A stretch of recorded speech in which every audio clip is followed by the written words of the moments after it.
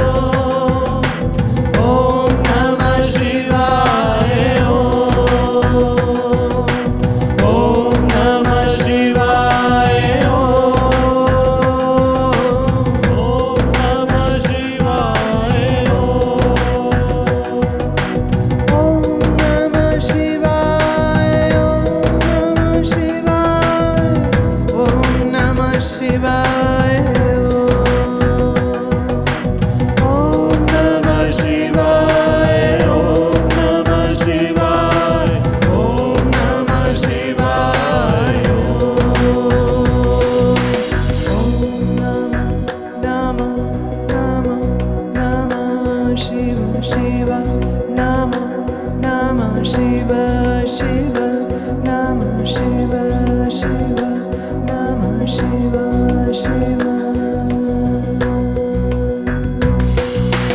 Om Namah Shivaya, Om Namah Shivaya,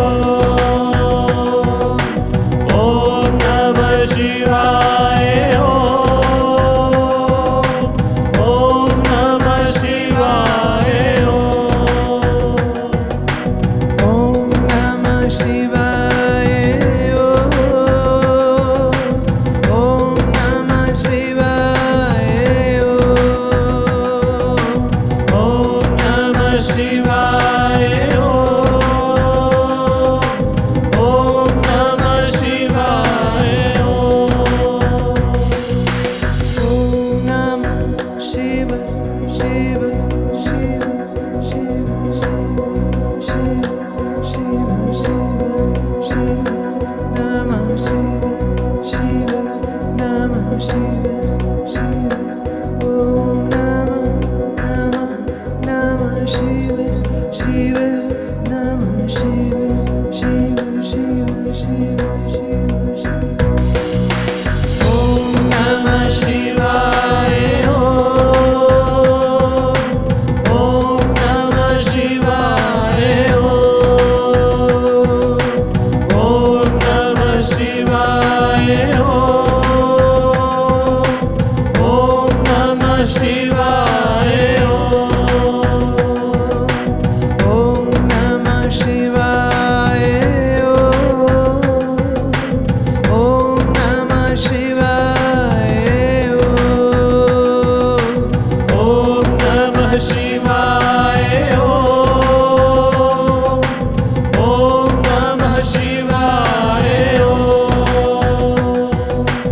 Om Namah Shiva, Shiva, Shiva, Om Namah Shiva, Shiva, Shiva, Om Namah Shiva, Shiva, Shiva, Om Namah Shiva, Shiva, Shiva, Om Namah Shivaya,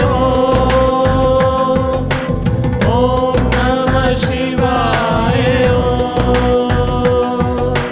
Om Namah Shivaya, Om Namah Shivaya,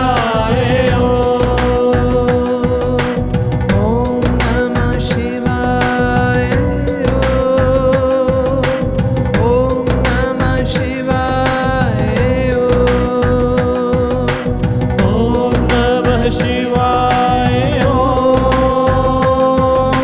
Om Namah Shivaya, Om Namah Shivaya, Om Namah Shivaya, Om Namah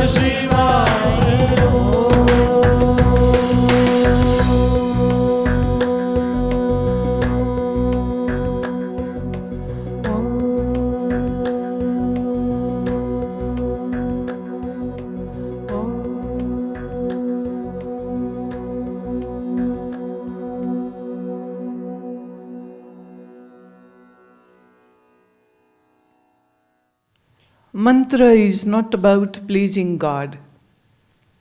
Mantra is creating a certain sound vibration which will bring changes in your brain, body, breath, and mind.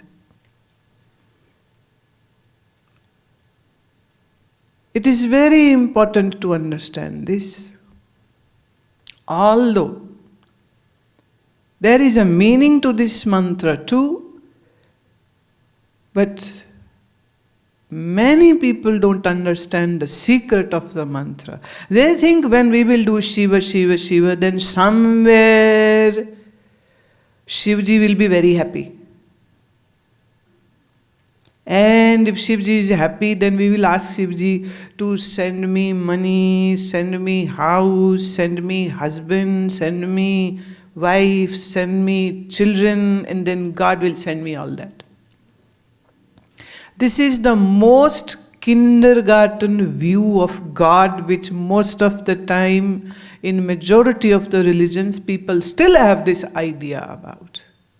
How come you have forgotten the one basic thing about God, that God is not a somebody who is in distance, somewhere away from the Milky Way, and then somewhere more further, some billion light years away, there is a place called heaven where God lives. And if God is this far, then to send your prayer from here to there, you need a satellite, you need some space shuttle. Otherwise, how will that reach there? So I am waging this big war against all these so-called middlemen.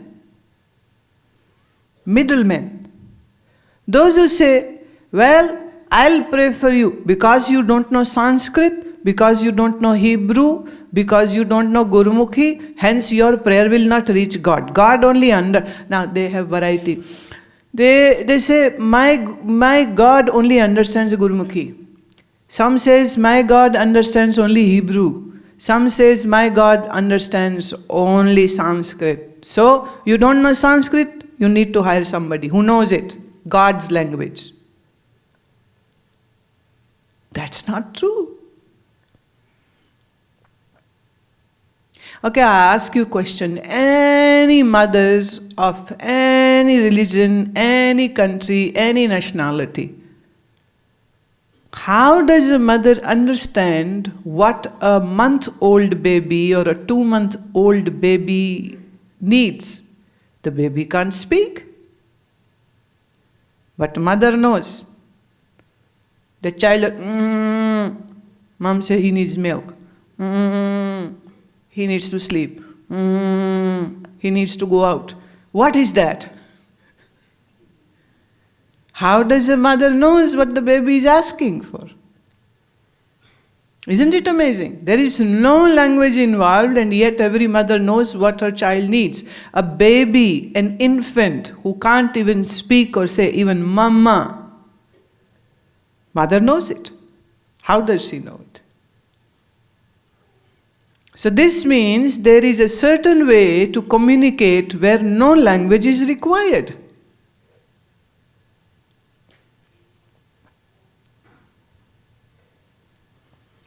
And it's not that what baby needs, the mom understands. Sometimes it is vice versa.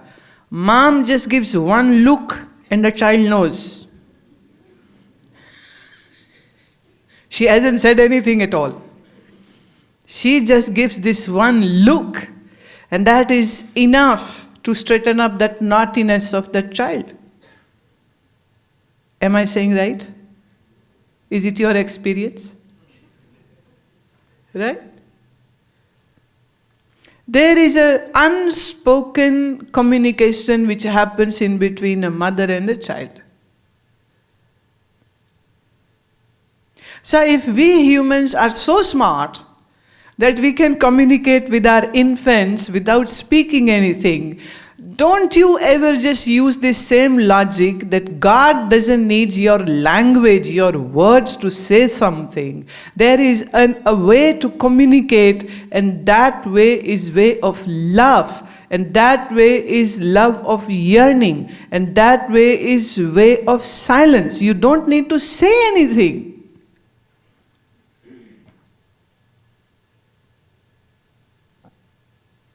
एक माता जी कह रही थी, मैं रोज अरदास करती हूँ, रब जी सुनते ही नहीं। मैं क्या अरदास करती? कहती रोज अरदास बस एक ही करती हूँ कि ना मेरे घुटने खराब हो गए हैं, मेरे हिप जो है वो भी खराब हो गया है। मैं रोज प्रार्थना करती हूँ कि भगवान मेरे घुटने ठीक करते, भगवान सुनता ही नहीं है।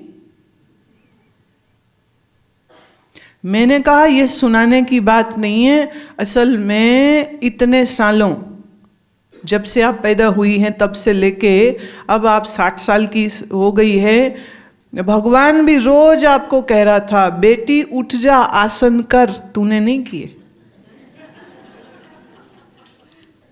For 60 years, God was giving a message to you that get up, do some asanas, strengthen your skeleton, strengthen your muscles, ligaments, joints.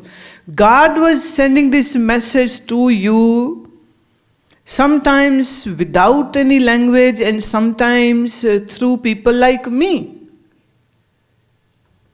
You never heard me.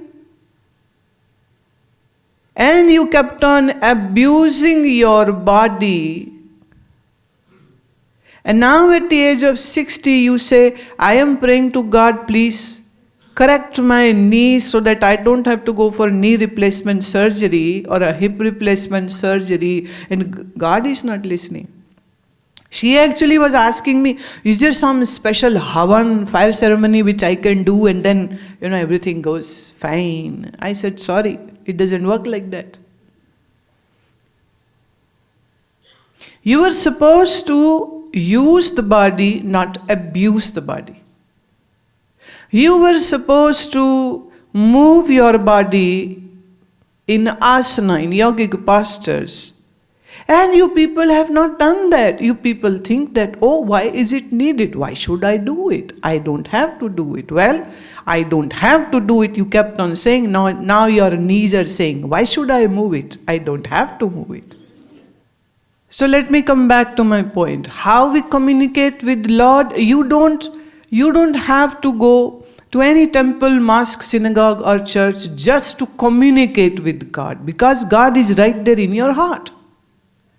And you don't even have to say a single word to pass on what you need or what your problem is and whatsoever.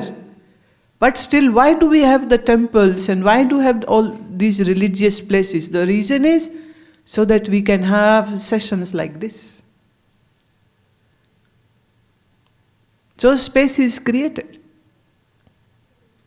How is this space created? Where good-hearted, smart young people pool up their money and then they make this one common place for every member of the society who can come and learn, who can understand, who can practice. That is why we don't make temples to please God. We make temples so that we can find God who is within us. Yes. See, I have a question which I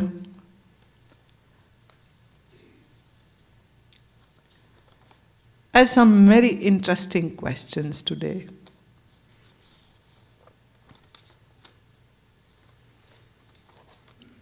A person has asked a question and they say, Naresh Takia, who is? Okay.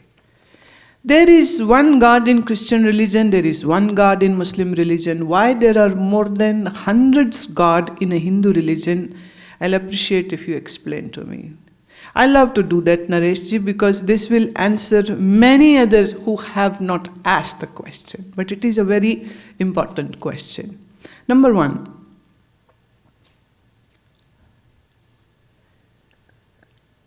as I was saying, when we say God, as per Hindu religion, let me say it, or should I say as per the Vedic understanding, when we say God, then what does God word mean? We are not talking about one single entity. In Upanishad, there are 108 Upanishad.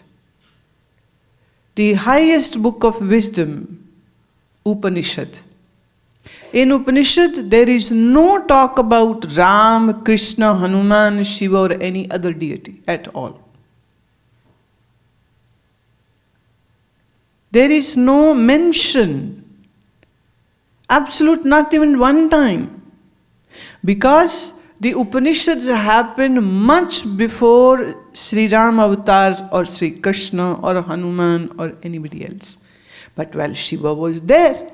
And yet Shiva is not being talked about in the Upanishad because Upanishad defines what God is And when the Upanishad defines what God is, then there are just 4 words which I would say. Sat Chit Anand Vyapak. In English it would be truth, ever conscious, ever blissful, omniscient existence. Now you tell me, is it something different from what a Christian or a Muslim would say? If they say one God, then what do they mean by one God? Now over here, there would be some disparity in understanding. Even those who read the Bible actually do not really understand what Christ is saying. Even now, I have seen people talking in that language where they are saying God is in heaven and God is there and God is up above in Jannat somewhere and here we are on the earth and God is there. And then they have the certain places that this is a very pious place where, like for Islam it's Makkah and Medina, and for a Christian it can be a Babylon or Jerusalem.